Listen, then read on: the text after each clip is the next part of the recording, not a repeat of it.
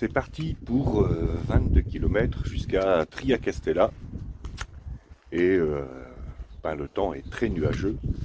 Et je crois qu'il risque de pleuvoir aujourd'hui.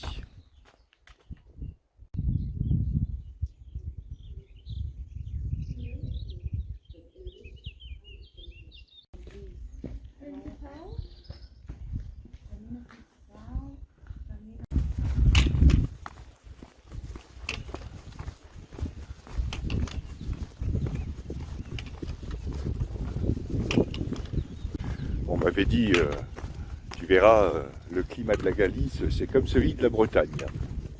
Bienvenue en Bretagne. Alors comme d'habitude, ce matin à 6 heures, tout le monde s'est levé. Ils sont tous partis comme des dératés. J'ai laissé partir le troupeau. Comme ça, je vais être à peu près tranquille. Enfin, au moins la première moitié de l'étape, parce que il est bien possible que je rattrape tout ce petit monde.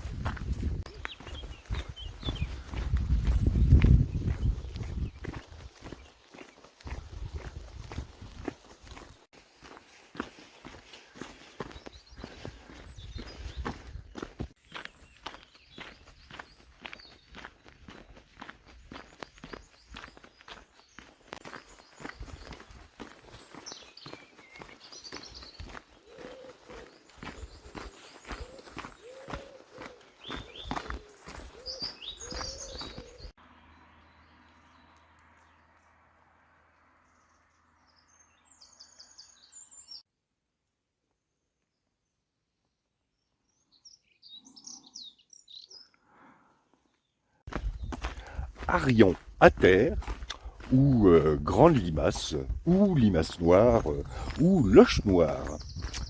Au Québec, ils l'appellent aussi limace géante.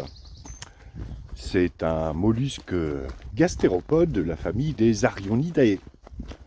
Et on la trouve un peu partout, surtout dans les régions montagneuses. Et là, sur le chemin, il y en a plein. Voilà, c'était la minute zoologie de cette étape.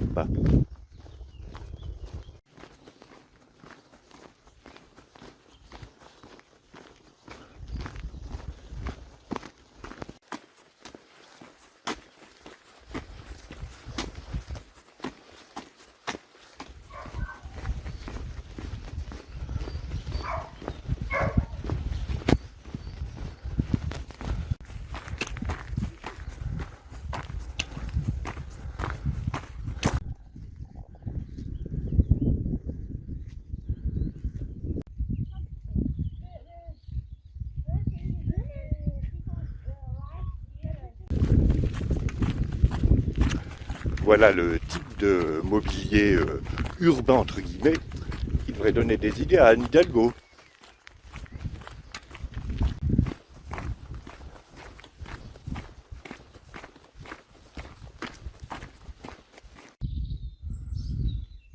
M'a l'air sympa ce petit bar.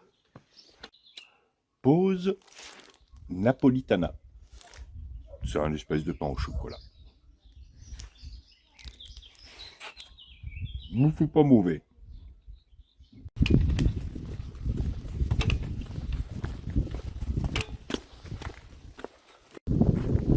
Bon, cette pause café a fait du bien. Et là, je m'enfonce dans les nuages.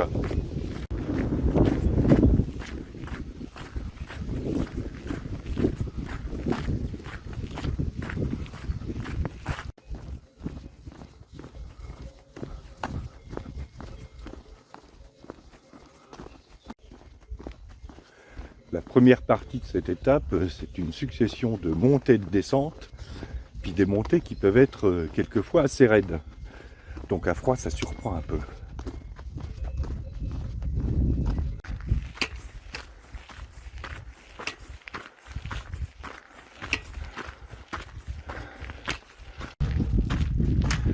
Et celle-là est raide.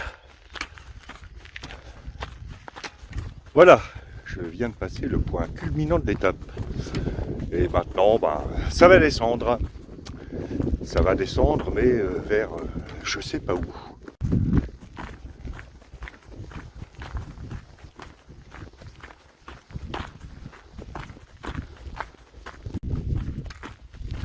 Le problème avec ce brouillard, c'est si on doit traverser une route.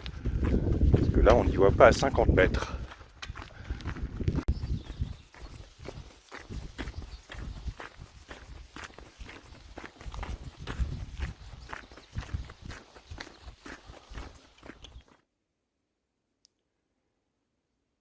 Voici une plante de la famille des Fabaceae.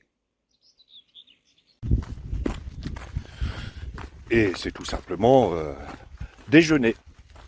Mais il existe plein de sortes de genêts. Genêt, ça vient du vieux français geneste, mot qui vient lui-même du latin genista, nom sous lequel les Romains désignaient certains de ces arbrisseaux. Outre ces jolies fleurs jaunes qui sont utilisées en teinturerie, le genêt a plusieurs utilisations, ou a eu plusieurs utilisations au cours de l'histoire. La plus connue, c'est le genêt à balai, qui sert à faire des balais, et des balais plutôt efficaces. Le genêt est aussi utilisé pour planter des zones de friche industrielle, parce qu'il est très résistant. Et avec toutes les cochonneries qu'on laisse dans les zones industrielles, vaut mieux.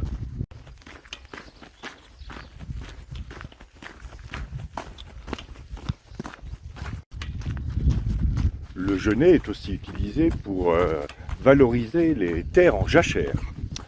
Il a la particularité de fixer l'azote du sol, de retenir la terre, et il peut même être utilisé comme pâture l'hiver pour nourrir les bovins.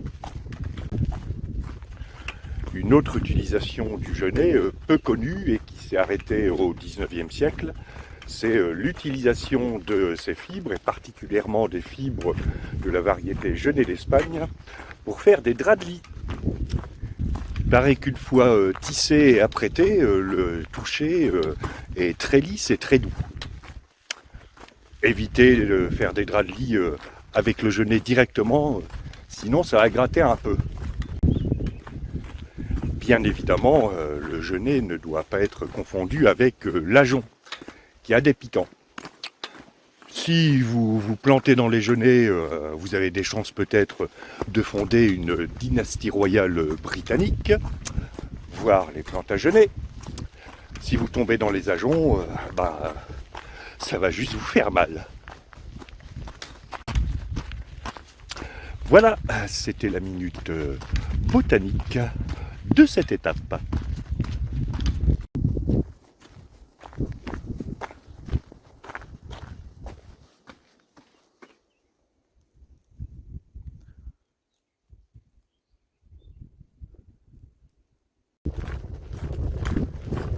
Et il me reste 149 km et 482 mètres avant Saint-Jacques-de-Compostelle.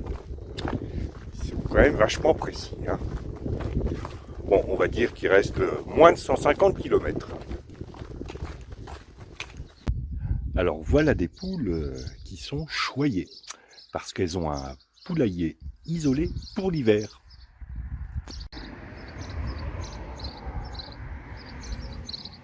Un container frigorifique. Oh, vous avez de la chance. Hein.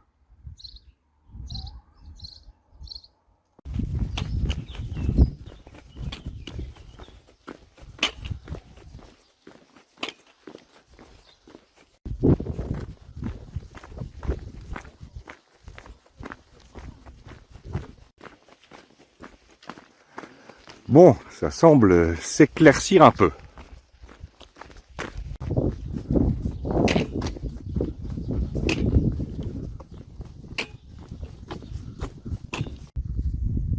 Salut les filles.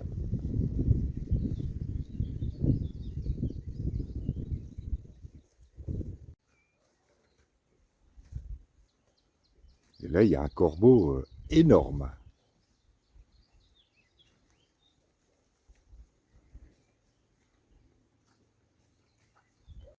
Alors, monsieur Corbeau, je te signale que le fromage, ça tombe pas tout cuit dans le bec. il va d'abord falloir que tu traies les vaches et ensuite que tu fabriques le fromage.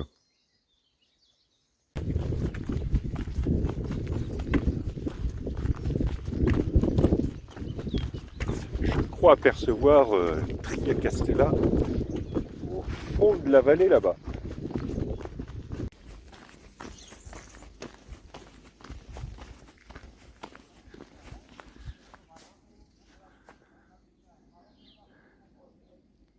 Elle est sympa cette cabane.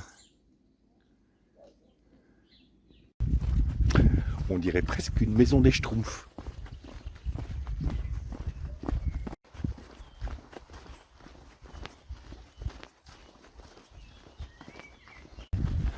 La descente du dernier kilomètre est très raide.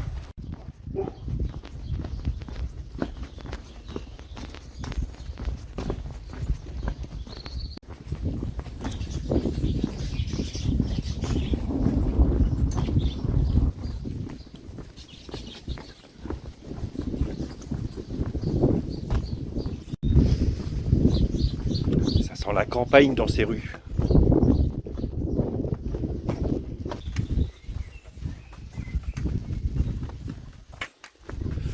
Et là-bas, c'est Tria Castella.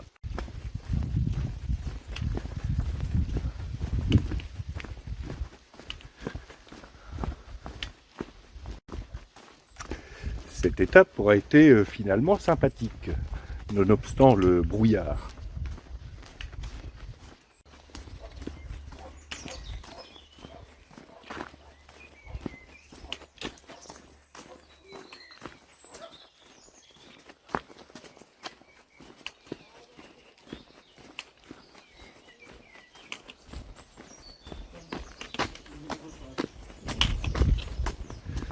Voilà, j'arrive à Tria Castella.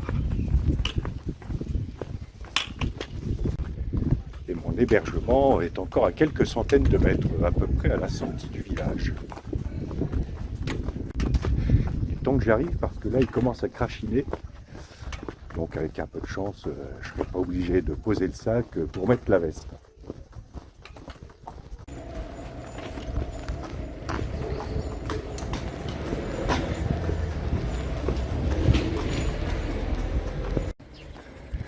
Et la voilà.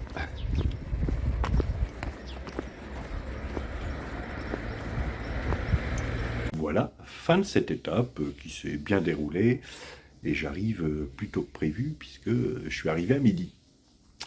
Donc ça va me laisser le temps de casser la croûte et puis d'essayer de mettre à jour la journée d'hier et celle d'aujourd'hui si j'arrive à avoir un bon réseau. À demain pour de nouvelles aventures et à partir de demain je crois que j'aborderai, non peut-être pas demain, après-demain les 100 derniers kilomètres.